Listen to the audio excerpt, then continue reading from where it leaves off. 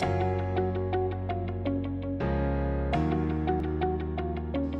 everyone, welcome to the Sharbles channel.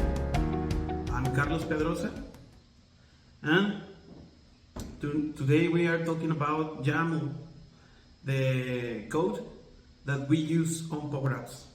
Now, you're wondering what is the secret code YAML? Well, YAML is a data serialization language that's easy for humans to read. So, that's the main topic that we will talk about on this video. Key features. Readability. YAML is designed to be easy to read and understand, using indentation-based structure without complex formatting. Now, about the compatibility, we are now talking about that it's compatible with JSON, so making it easy to use along other programming languages. YAML is mainly used for configuration files and automation tools like Ansible and Kubernetes. Okay, so accessing to the YAML code. There we have the code inside the control of our Canvas app. It's easy to access it. So let's look at an example from the Canvas app. Okay, well, now we are having the practice of how to use the YAML code. So let's have a try.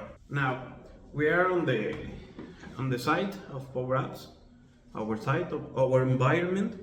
So let's click on create to have the menu that we have here. Then let's try at clicking on blank app, and then you need to click on create at blank canvas app. So then as an app name, I will name it like YAML code test. So create, as easy as that. Then you need to insert a control, like a text input. So we have the control. You need to have a right click there to view the menu.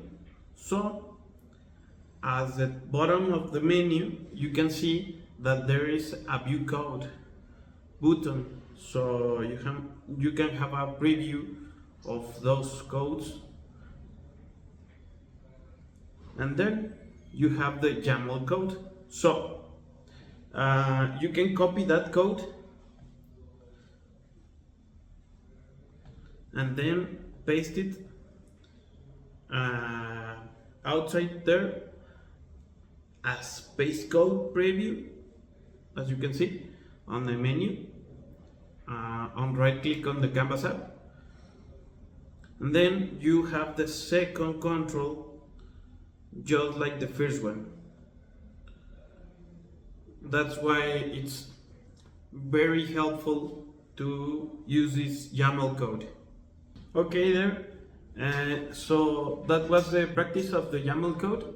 So I have some benefits for you using YAML code that give us a clear and organized view of our apps code, making collaboration and code maintenance easier.